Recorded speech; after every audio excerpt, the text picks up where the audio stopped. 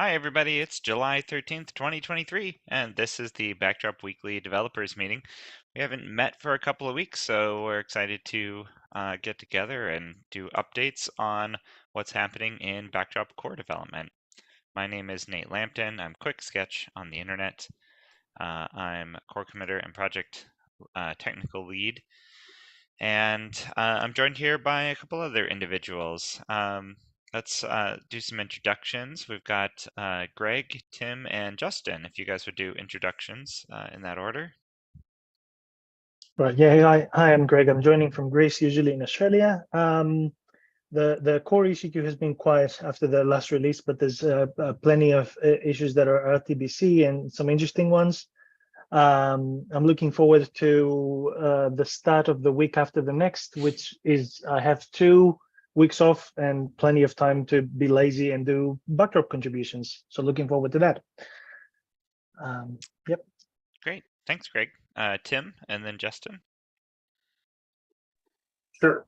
I'm going to try turning on my camera. I have a little bit of bandwidth problems, which is why I have the camera off. I'm Tim Erickson. I am not in my usual place, but where I've been for the last few weeks, dog sitting. I'm in Atonka instead of Deerwood. Probably be back in Deerwood next week. Yeah, really kind of overwhelmed with personal and business stuff. So haven't had too much bandwidth for Backdrop lately, but hopefully that'll change now that I get back when I get home. So that's it. Yeah, to you, Justin. Thanks, Tim. Justin Christopherson in Denver, Colorado. Help out with infrastructure when I can. Okay, thanks, Justin. And speaking of infrastructure, that seems to be a topic for today. We have been talking about improving or doing work on the events website, events.backdropcms.org. Irina Zaks has been working with us. She is a Backdrop contributor who is trying to get some more attention on Backdrop, and in particular, Backdrop's opportunity to be a good alternative for people looking to move off of Drupal 7. And she has some concerns in particular about our security documentation and ways that people can get connected with the Backdrop community. And she wants to do, or wants our events section to be better. And Tim, I'm not sure if that's something that we should cover now. Like, I think that kind of fits into the outreach meetings a little bit more. But if we want to cover like what I was talking the infrastructure needs we have, yeah, that was my intent, was just to talk about the infrastructure, and I think that's pretty simple because we kind of covered it already. Really, it sounds like there is sort of a backup site. We just need to, and I'd just like to maybe clarify that if we could just get a domain pointed at it. Justin, if you could really quickly update it too, that would be great. But if not, in theory, somebody else could do that. But we can't do anything, I think, until we get a domain, right? This is for the event site, like beta.events. Yeah, for the event site, right? We have the only one I think we have an official beta site for is the main site, backdrop.org. And if we could add that we could just go ahead and do it for the forum as well, if you want, because I think there will eventually be need for that too. But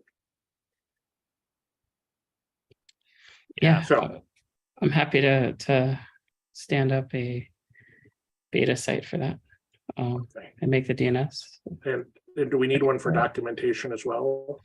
I would assume. Or yeah, at some point, especially if we switch to CK Editor 5, because it has some cool features like inline code formatting and stuff like that. We would need people to work on, transferring the pages or building an equivalent filter format for compatible one or upgrade path and testing it. So I guess that we will need that too as well. I'm going to put this out there, and Justin, it's not something that should happen, I don't think, even for the beta event site. But I've been really excited about this new hosting platform called Mesmo. Have I told you guys about this yet? I think it was mentioned in Zulip. Yeah, I'm super stoked about this. I think it's a potential outreach thing too, that they advertise. They are definitely PHP specific hosting. They advertise Craft, WordPress, Drupal, Laravel.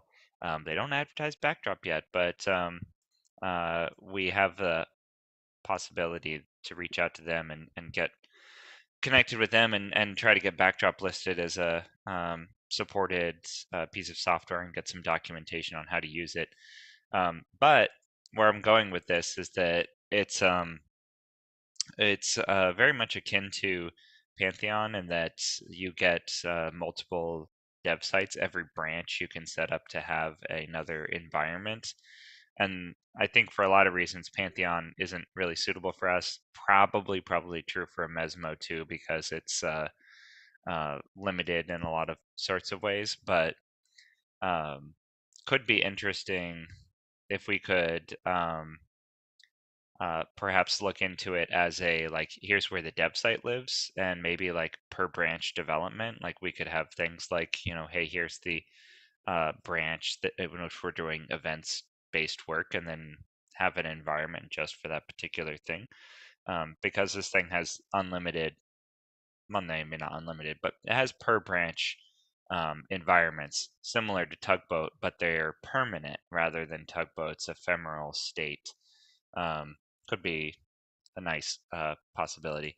These people, we had a meeting with them at Lullabot not too long ago, and they're a small company.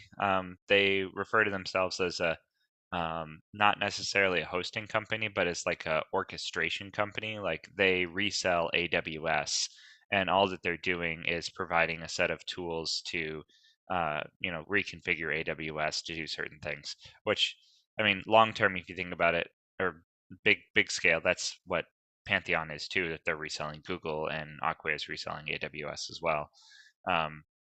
But I really like just the look of what's happening over here at this particular hosting company, where they have the same kind of concept of um, you can do CI effectively. Like when a deployment happens, you can say on post deploy, like what happens, and you can run like B commands to run update.php and config sync and stuff like that. And Pantheon doesn't let you do any of that, which is one of my pet peeves with them, is that you have to do everything from something like GitHub, execute the actions on the remote host. And this actually just lets you run the actions on the remote host, just like we do inside of Tugboat. So all of the Tugboat configuration could likely be repurposed for actual deployment as well. Anyway, looks really neat. Would they, because you mentioned they're a smaller sized company, would they be willing to provide us free, like, do they have pricing for, do they offer free plans? That is what I'm trying to say, for open source projects. They're so small, like I think it's only a couple of people. I think that they would be more than open to negotiations, especially in return for marketing. Yeah, exactly. Because the more you speak about them, and because of the name, that's similar, Amazee do the same thing. So they offer, and I know that because that's where GovCMS is hosted.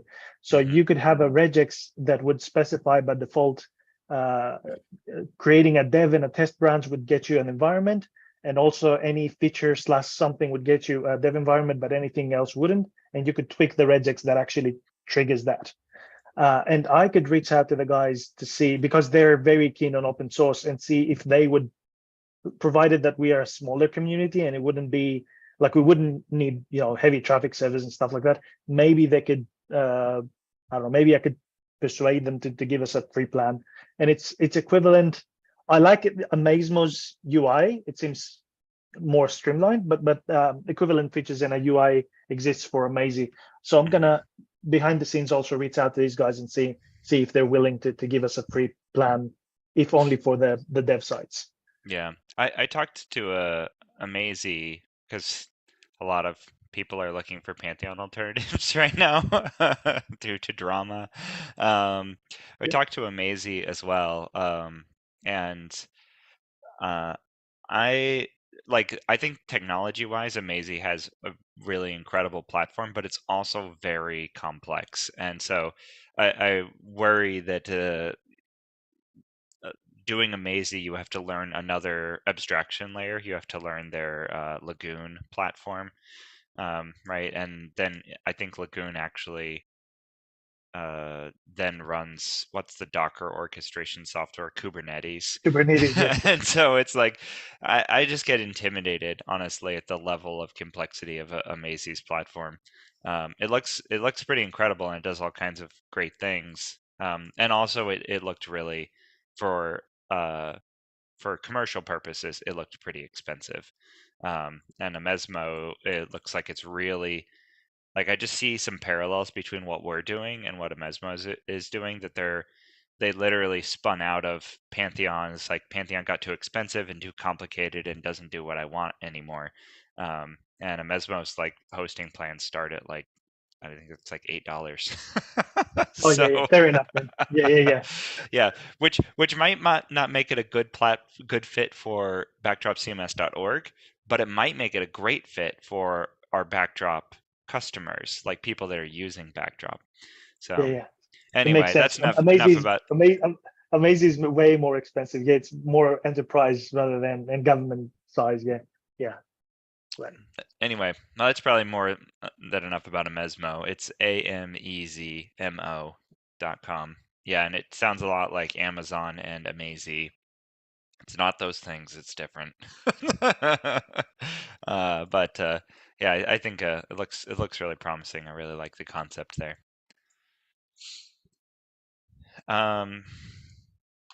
Yeah. Okay. Let's see. I lost my agenda here.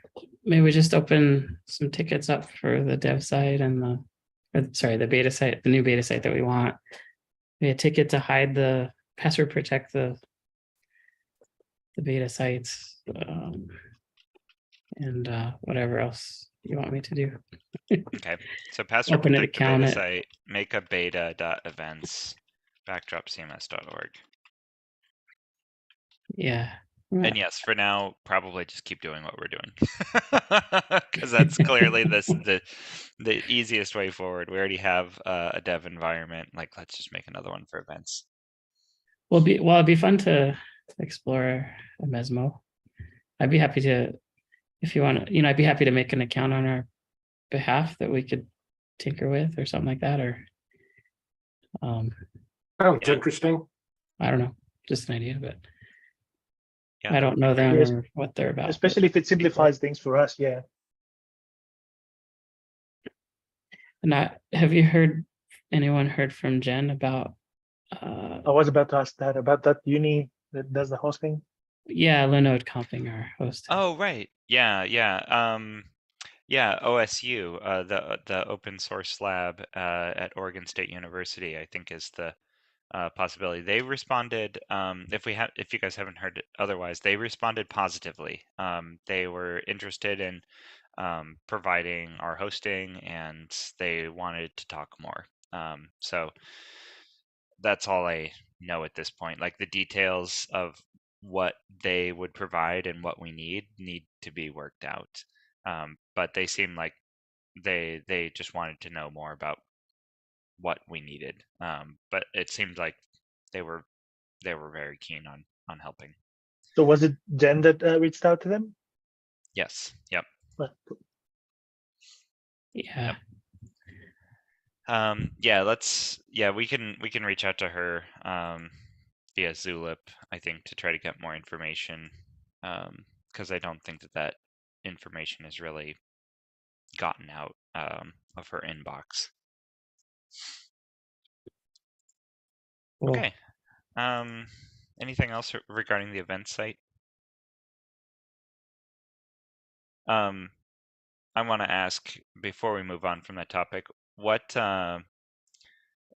are we settled around, like, the new development for the events website versus the events section? Has the dust settled on the plan yet? It goes to you, Tim. Knowledge. Okay, so we don't actually not quite to my know. knowledge. Okay. Yeah, so they for. I mean, I think we're going to need to do development on the event site either way. Mm-hmm. right? Okay. Whether whether the event site is just backdrop.org or does it cover other things? So I think we need to do that. We'll need some development there either way, but exactly. To my knowledge, we haven't decided exactly how we want to handle events. There's like where the events calendar should be. Okay.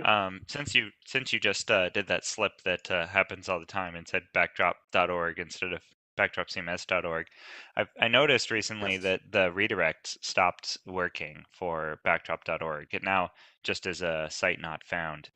That's another possible thing that we should take a look into. There was an issue. I'm not sure if you have access still. I think that as a provisional member, you have access to the PMCQ, Nate. There's an issue for that, and we had some comms that were ready, but I'm not sure if they have gone out. We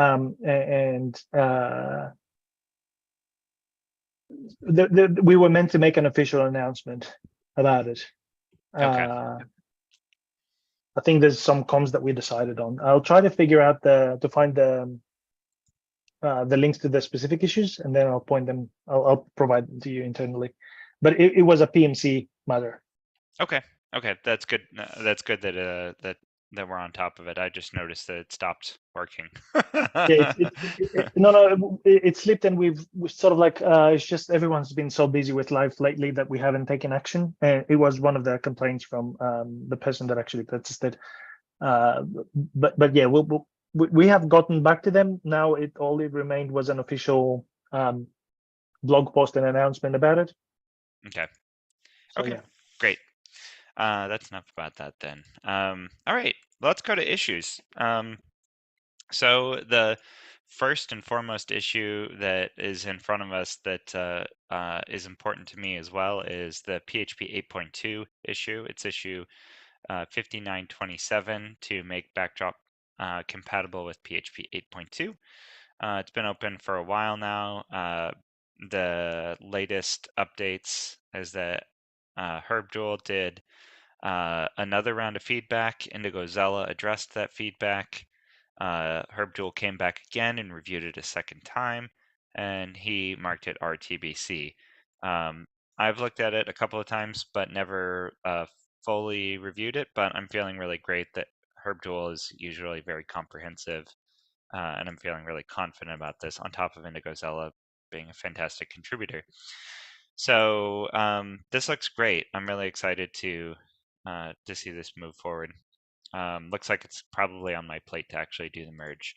So I speaking of things that are just like been crazy recently, the past couple of weeks have been busy for me personally as well. I had a family visiting, but they left today, so so that was the huge like workup for like the last month, was this visit that just ended. So so that also frees up a little bit of time for me, and I'm really hoping I will really get to this issue this week. Speaking of IndigoZella and issues, there's also the follow-up for jQuery, and I'm talking about issue 6149 that replaced deprecated jQuery methods. That's fantastic. 6149, and looks like it needs review and hasn't been updated in, well, I mean, not her fault, but no one has responded for 2 weeks there.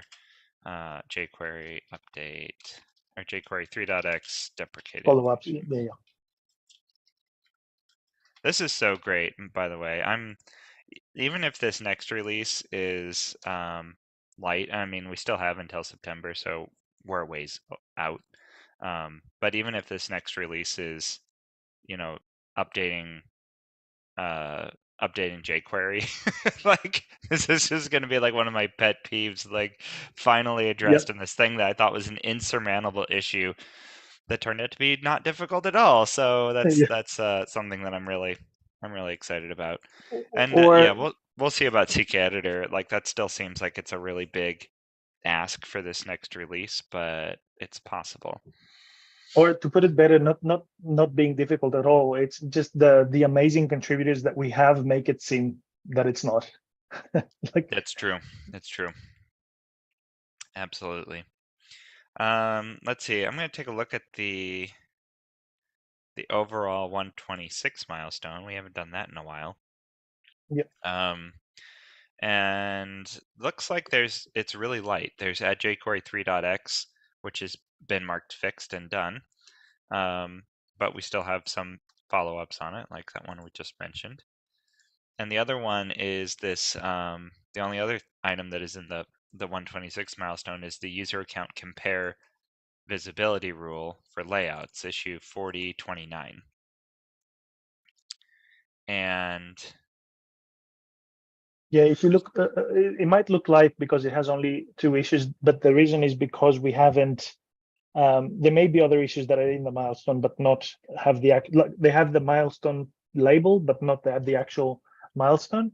Interesting if you filter by RTBC though, because there's 9 issues at least, so that's a good bunch of issues that not necessarily there's most of them are bug fixes, but still there is some more to be done. Yeah. Nate, let me jump in quick on the issue 4029, the one you just mentioned, the visibility rule. I think last time I checked, the your PR sandbox wasn't working, and I'm checking to see if that's still the case. Yeah, it does look like that's still the case. Okay, if you could get that fixed, that would help, because I went to test that back in May and couldn't. Okay, great. So that's stuck on me. And I think that we're still going back and forth about the UI on things. And if I get that sandbox up and running, then people will have something to actually test to compare against. Sounds great. Yep. I mean, getting it running, is it just closing and reopening the issue, or is there something more? Or is that pull request? Rebasing might be needed, by the way, because we had the issues with Tugboat, so it might need to be rebased. Actually, yeah, I bet it needs to be rebased. Pretty much all. This is like a thing that it's good to say out loud anyway. All Tugboat previews, if they haven't been rebased recently, they're probably not going to work. We had some issues where Tugboat, some new versions of operating systems came out. Tugboat iterated onto the next version, and it basically, the upstream stuff broke. And so the only way to fix it, we responded to fix Tugboat catching up or using a new version of things, and that configuration change is only in the latest 1.x branch, and so pull requests need to rebase to get their updated Tugboat configuration in order to fix their sandboxes. So if a pull request doesn't have a sandbox, which is most pull requests right now because they all broke, they need to rebase in order to get their preview back. So that's it's a little unfortunate that a lot of our stuff is not broken, but new pull requests that have been coming in or things that have been updated in the last month are all like getting new sandboxes again. So it's been fixed for a while, but it's unfortunate that we lost maybe like 50 sandboxes. It's kind of okay, not so bad, because pull request sandboxes expire after 3 months anyway. They're ephemeral. But you can't just close and reopen them to get them back now. You actually need to rebase them in order for the Tugboat preview to come back. Yeah, the closing and reopening will start working again, but you need to rebase at least once to get the most recent changes. Yeah, got it. Thank you. Okay. Yeah, so I'll do that. I'll rebase that pull request to get that back up to date. Let's see. Yeah, I could go through other issues. You're right, Greg, that there's 75 issues in the milestone candidate minor issue, like a or label on GitHub. So there's no shortage of things that could be added, and the number on all of them, it looks like all of them have pull requests. Yeah. Just so we need advocates, and everyone has been really busy lately with actual life, and because it's summertime for this hemisphere, maybe summer vacations as well, or preparing for those. So maybe that has a lot to do with that. Yeah, tons of opportunities here. Not to mention that the RTBC queue is also moving along. Like you say, there's 9 RTBC issues Yeah. that also just need committer attention. Yeah, and with all that, with at least there's been less activity in the issue queue from pull requests perspective and reviews as well after the last release in May, and also there was DrupalCon, and a lot of people were busy with that or attending that. So yeah, there were other things that were sort of like grabbing at people's attention. Yep. Okay. Well, these are kind of the items that I had slated for today. Do you guys have any other topics you'd like to bring up? Of course. Of course. Go ahead, Greg. Take the So floor. I have to admit that I haven't been active either because of new job and family problems related to elderly people that needed attention. But as I said, I expect to have a lot of availability starting a week from now and for 2 weeks. So I haven't kept up with other people's issues, but there's one issue that a bug folder has been bugging me in a nice sense about, and that's 1590. And it's ready after a lot of iterations. I've addressed a lot of issues. It's ready for Oh. review. Yeah. Do you want to describe this issue and what it's doing? Yeah, so basically we have a few places, it's more than a couple. It started like a couple and now it turned out to be more places in core where we're using a what we refer to as a more or less toggle. And it's basically a thing that functions as more or less as a field set that expands and collapses. And the trigger for that is instead of a button that the details element has, is a link basically that says more. You click it, it expands, and then it says less, and that's it. So we use these things in the status report, in the modules page. I'm trying to remember in the layout configuration page to show and hide some suggestions for contexts, and where else? And also in the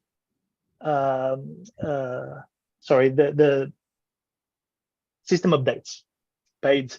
So I thought that there were a lot of, and if you look at the pull request, like there's a lot of code that gets consolidated, that we had a lot of different JavaScript files for each module that was actually duplicating the same code. So there's a lot of, we're removing that basically.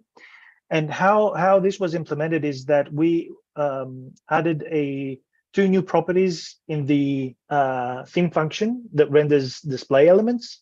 And if these two properties, which are open label and close label, are specified as text, then the details element is rendered as that thing with the open close links. The history, because there's many comments there, is that the initial implementations had arrows that were pointing either to the right and then down for expanded and collapsed, and people had issues with that. They thought that it was sort of like controversial what its arrow would do. So in the latest iteration, I've decided to change that with an ellipsis, like 3 dots for more, and an X as in close for the less, which I think is less controversial and it makes sense out of the box. There was Jen had some concerns and she requested to add a polyfill for the details element. I've done that as well at some point. Bug folder, Robert had issues with highlighting. When you highlighted the element, there was a halo all around the summary. Fixed that as well now. Yeah, that pretty much sums things up as far as I remember it. But there's a lot of code consolidation, and now everything is consistent, and people can reuse it. Contrib and custom code can reuse that. Neat. Yeah, I'm looking at it now. It does look really good. In many ways, the things that we've done always slip by me. Like I forget that we've done them. Like the fact that pound type equals details even exists in Backdrop. I kind of had forgotten that was already there, because we don't use it a whole lot. We're still using collapsible field sets just about everywhere.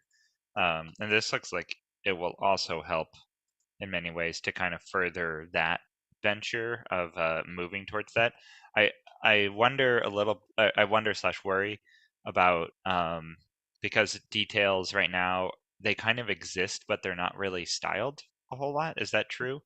No, so In what Backdrop? happened? So what happened from memory again? Because this has been for a few years, and again, if I recall correctly, it's again Indigo Zella worked on that. We introduced the form API element and the theme function for details element, Mhm. and whereas in Drupal they decided to replace all field sets. Sorry, yeah, field sets, right? Yeah, Keep correct. forgetting the Collapsed field terms, sets. right? They even Collapse field. removed collapsed field sets from core, I believe. Yeah, we decided not to do that in the 1.x cycle and maybe leave it for 2.x.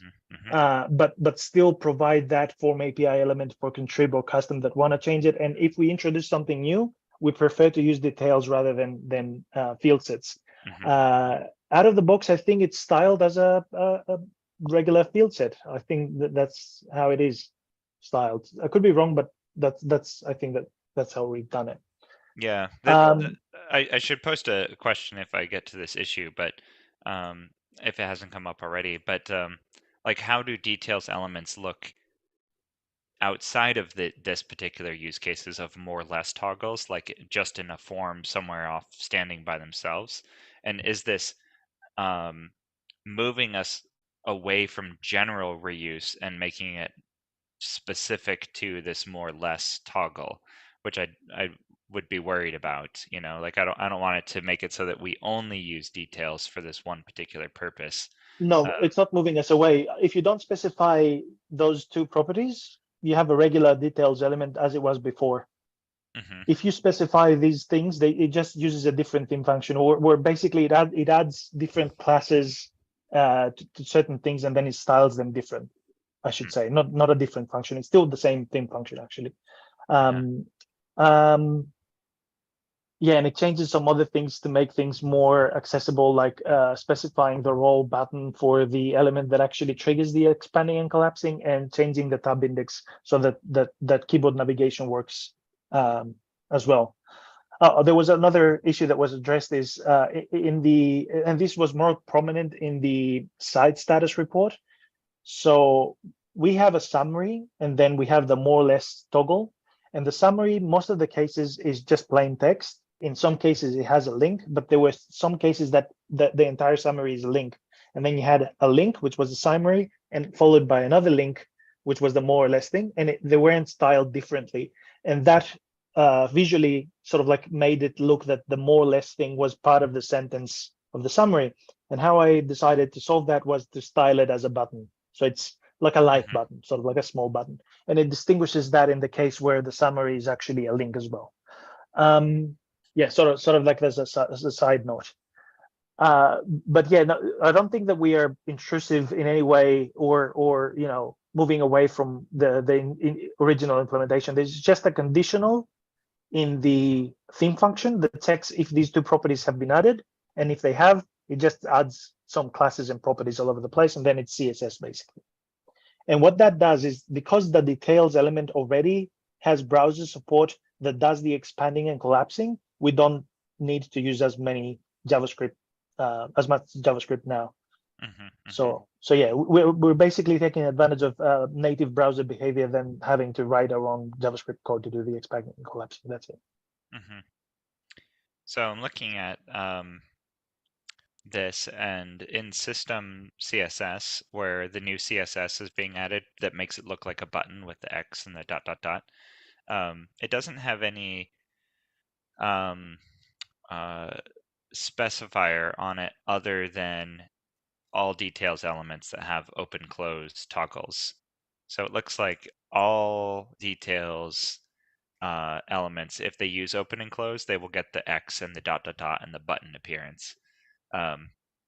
Which if which they specify those is properties. potentially fine. I'm thinking here what is happening is that I'm thinking about the direction that Drupal took, where details elements take on the visual look of the collapsible field sets previously from earlier versions of Drupal, and this takes details into a new visual direction where they have a button-like look and the X and the ...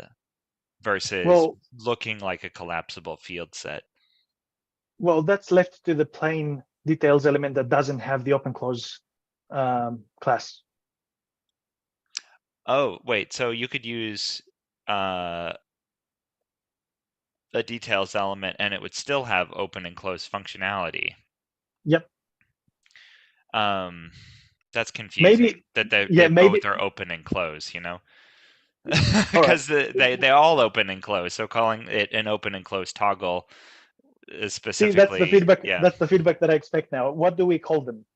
First of all, I used to call them more less toggle, but we have given the ability for people to name these whatever they want. To change So the they label, yeah. Yes, yes. So if you call it more or less, then you sort of like dictate it. So I just went with generic open close, but I don't know, collapse expand. Should I call it that? But again, we miss. Same I don't know. problem there. Yeah, yeah. Yeah, yeah. Okay. So if you have a feedback on what class I should be using that distinguishes this thing from the regular, I should say, details element, then I'm happy to change all the classes and accordingly. And yeah. Yeah.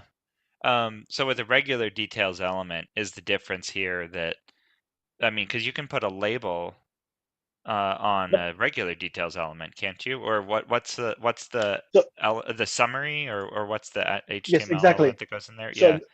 The regular details element has a toggle icon, which is a triangle at the beginning of it, and then it's followed by the summary, and then it has the details content. Whereas the more or less toggle, that's what we used to call these things. I removed the triangle from the beginning, so you have the label, which is the summary, and then I moved the icon or the trigger, if you want to say, to the end of the after the summary, and I made that a button that can be labeled instead of a triangle. I see. And so if you don't use the open and closed label, then you get a regular details element. Yeah. Summary is the clickable thing that opens and closes, and this moves the clickable thing. Okay, that's very interesting. Okay. That's the what you call it, the current behavior of the things that we have in place now that are not details. It's the custom things that we call, I don't know, we call them, it's individual custom things for the system module, for the status page, for the layout module. So it was a thing that we have been sort of like copying and across and reusing, where now it's centralized and it uses just a single thing, right? Yep. Yeah, no. And to be clear, I'm 100% with that and the idea of using details as well for this purpose. It's all of my concerns are just around what happens when this gets used outside of the areas in which we're designing this for, you know. And I also want to make it so that like, even though this consolidates 3 different places in core, I'm trying to think of, are there other generic use cases like in contrib modules or in custom modules where we would want this functionality beyond these 3 places in core, which is a pretty good sign that yes, there should be consolidation here. There's 3 places that use it, right? So why are we doing 3 different things? So that's a really good sign, but I'm thinking still, like, are there more places? Like, do we see this pattern constantly, or is it really kind of rare and core is just very big? You know? So why Robert Bugfolder was chasing me about this was that it was a soft blocker to something that he wanted to do. So maybe it's worth me sharing my screen. Yeah. So I'll share my screen and spin up the sandbox for the pull request, and I'll show one thing where this was being used and I didn't know about. Right. So just I need to be cautious because this is my work computer. What's the issue number again? 5090. Yeah, 5090. Yep. So what I'm going to do is I'm going to add the last comment. Sorry, before I do this, the last comment has a screenshot because I realized that at least in Mac operating system, browsers by default do not tab, do not have keyboard navigation, keyboard focus on elements. You have to specifically enable it, and I thought that I took that for granted because maybe I had it enabled in my all my computers, right? And it sort of like derailed me for a moment because I thought that things were broken, but they weren't. Anyways, so the point is that if you, let me see, is that big enough? Let me just do a little bit. Yeah, Yep. looks fine. All right, structure, layouts, and then, yep. So if I go to the configure layout thing, so this is an example where instead of more or less, we just say show examples, hide examples. So this is being used as part, it's not the form API element here, it's just as part of the description that adds more description here. It basically themes the rest of the description. And this is what bug folder was waiting for, basically to keep adding more things here. So this is how this, yeah. Could I Sorry? ask, is this you're calling theme details and appending it to the description? Is that right? So it's literally part Yes. of pound description. Okay, so it's Yeah. So this is not a standalone element. It's actually just theme details called. Yeah. Yeah, I'll show you where this bit gets added. Just bear with me. Nope. Yep. So this is the code from the CSS thing for layout admin that we removed because we don't need it anymore. And this is the JavaScript that gets removed for the same purpose. Sorry, there. And yep. So if you go here, you will see that the description is the plain text plus also the theme details bit that we prepared earlier. Mm-hmm. So it's not a standalone form API element. Mm-hmm. It's just, it gets appended. And this is what happens here. And I think also here, maybe it's not. So if I go to the status report page, this is where it gets used. If there's more elements here and then here, right, as more or less, and then also in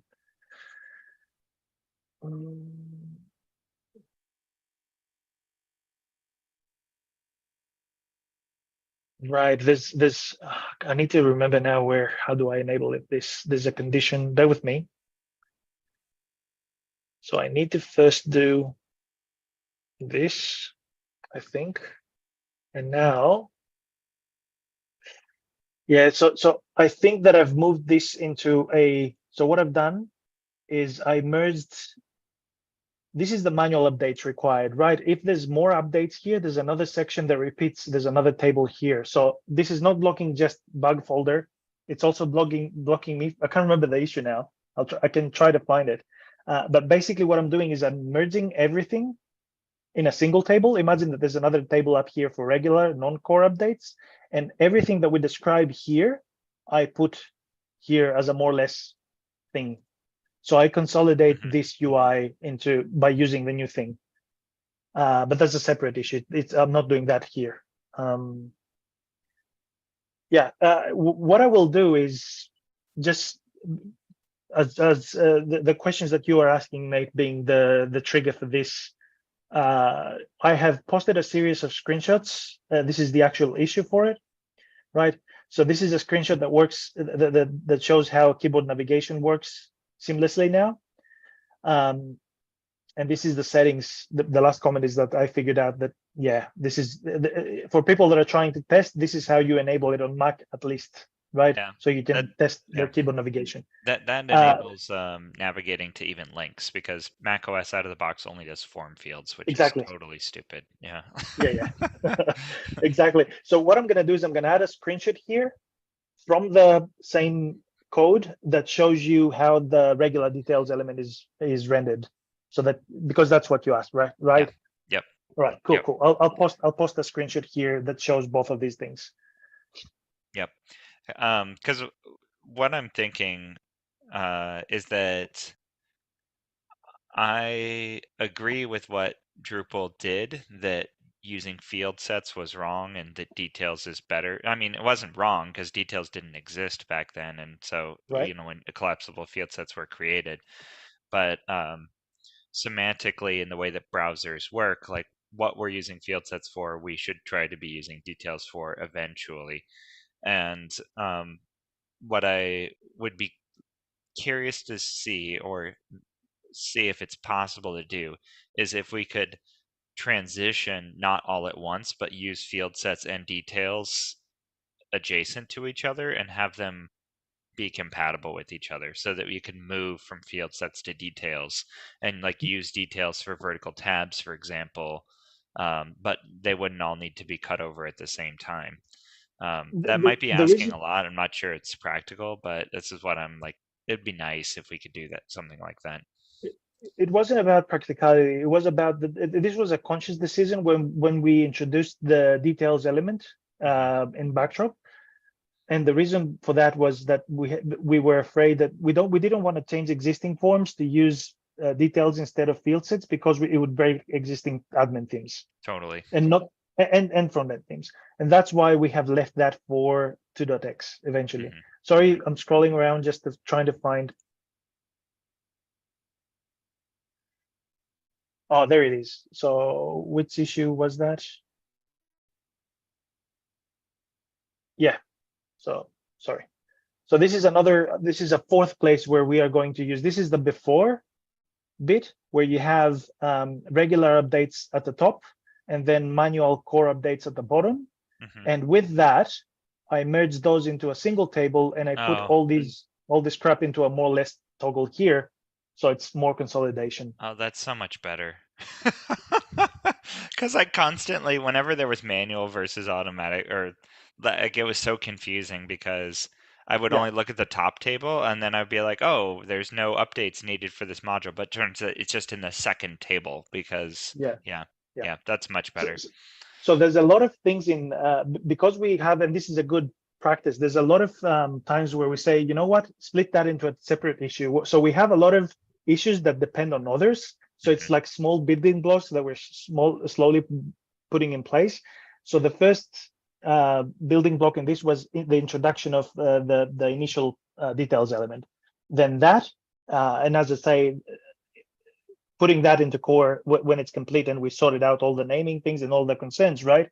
Then it opens up the path for solving other UX issues and consolidating and streamlining the UI. Yep. Yeah, great. Well, anyway, I really like where this is going. All told, I'm just I think I just don't have all of the background to fully understand it, and I have some worries about the future of details. But yeah, conceptually, this looks really awesome.